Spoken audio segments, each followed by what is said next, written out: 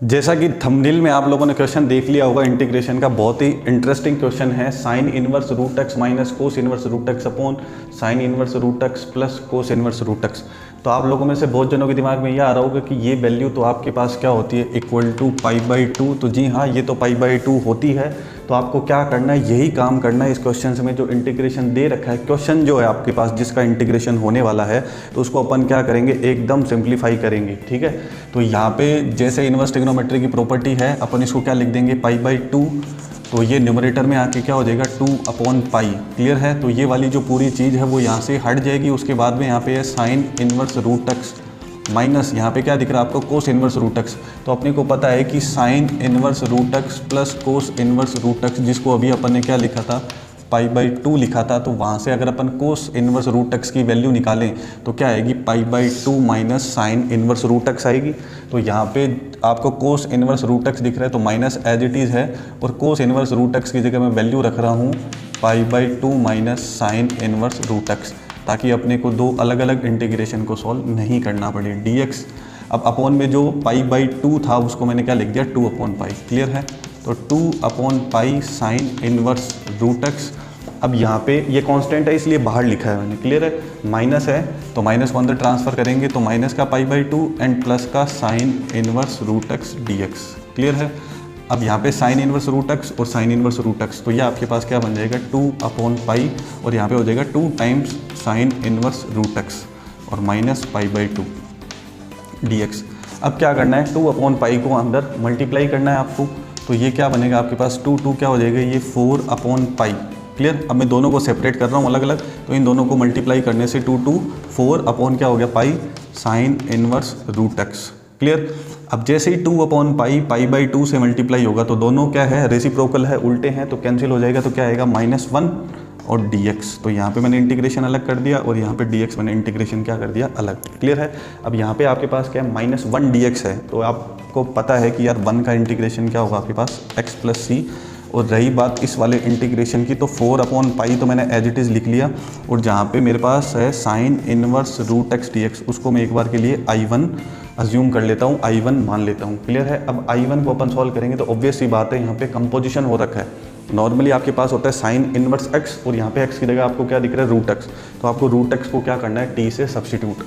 Root x को आपको क्या करना है, t से सब्सटीट्यूट। तो root x equal to t हो गया, और रूट एक्स का differentiation 1/2 root x dx equal to dt, और dx की वैल्यू आएगी 2 रूट एक्स dt। क्लियर है। तो अब t के साथ अपन x की टर्म तो नहीं रखेंगे, तो 2 एज इट इज़ लिखा, और रूट एक्स की जगह मैंने क्या लिखा, t। तो ये क्या बन गया, 2t dt।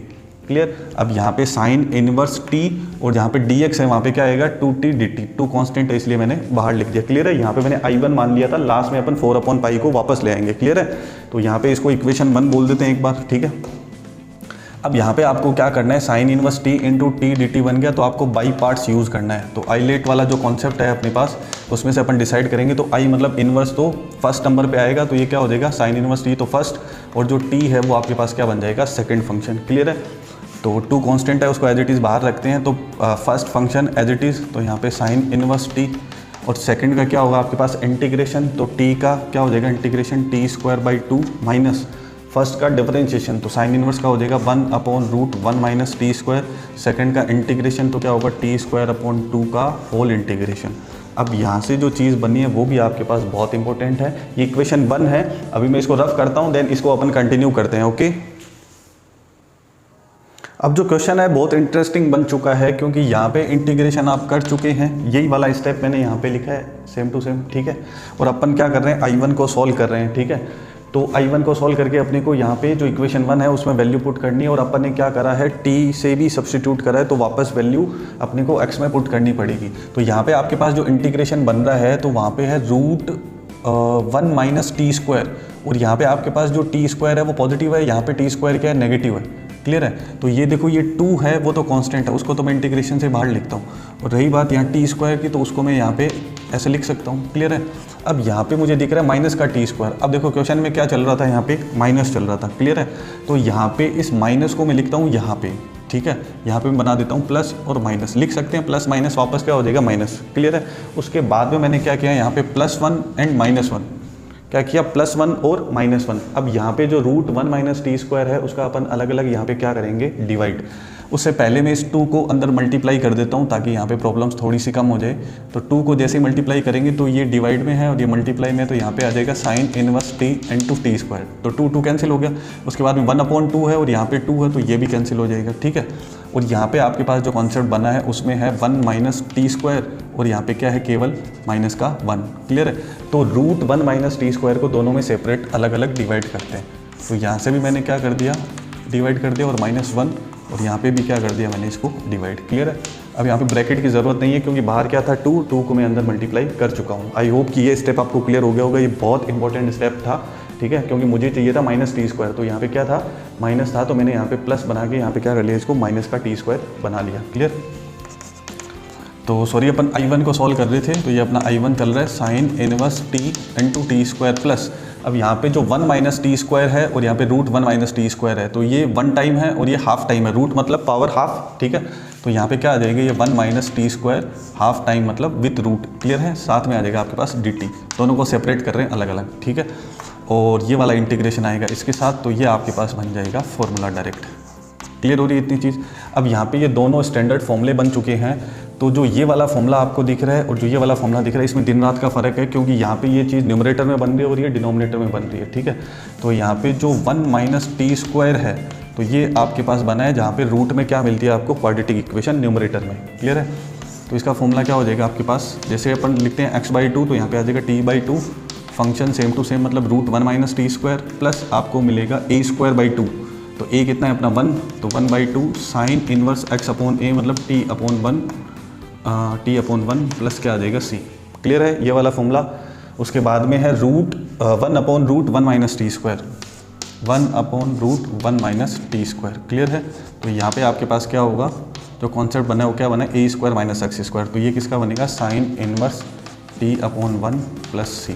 क्लियर है। तो ये दोनों फॉर्मूले अपन यहाँ पे पुट करते हैं। उसके बाद में जो अपने पास वैल्यू आएगी उसको अपन इक्वेशन 1 में I1 की वैल्यू पुट करेंगे और उसके बाद में t से वापस क्या करना है अपने को, सब्सटीट्यूट। अब ये जो फॉर्मूले मैंने आपको बताए थे रूट 1 माइनस टी स्क्वायर का, वो मैंने t/2 root 1 minus t square plus half sine inverse t यहाँ पे पुट कर दिया, और 1/√1 माइनस टी स्क्वायर का minus sine inverse t plus यहाँ पे I1 चल रहा था तो मैंने C1 लिख दिया। अब यहाँ पे थोड़ा सा आप देखो कि हाफ साइन इनवर्स टी है और यहाँ पे क्या है, माइनस साइन इनवर्स टी। तो हाफ साइन इनवर्स टी में से माइनस साइन इनवर्स टी जाएगा तो क्या आ जाएगा अपने पास, माइनस का हाफ। ठीक है, क्या आ जाएगा, ये माइनस का हाफ। तो ये वाला जो स्टेप है उसको अपन यहाँ से हटा देते हैं, C1 आ जाएगा।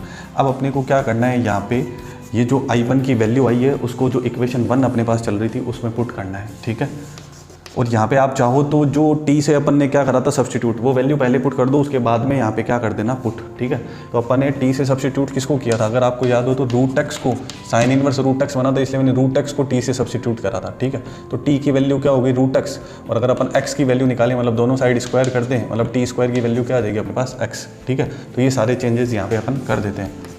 तो साइन इनवर्स t है तो t की वैल्यू क्या आ जाएगी, रूट x। अब यहाँ पे आपको t स्क्वायर मिल रहा है तो t स्क्वायर की वैल्यू क्या आ जाएगी, x, प्लस t/2 है तो क्या हो जाएगा, रूट x/2, और रूट 1 माइनस टी स्क्वायर, तो t स्क्वायर की वैल्यू क्या मिली, x minus half sine inverse t, तो यहाँ पे क्या आ जाएगा, रूट x प्लस C1।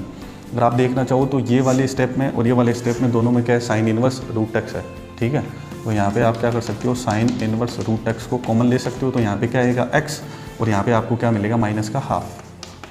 यहाँ पे तो क्या आ गया कॉमन x, और यहाँ पे क्या आ गया, माइनस का हाफ, और यहाँ जो स्टेप चल रहा है उसमें क्या हो गया आपके पास, रूट x/2 मल्टीप्लाई में root 1 minus x plus C1। Clear है, ये वाला जो स्टेप है उसको मैंने एज इट इज़ लिख दिया। इन दोनों में क्या आ गया, sine inverse root x common.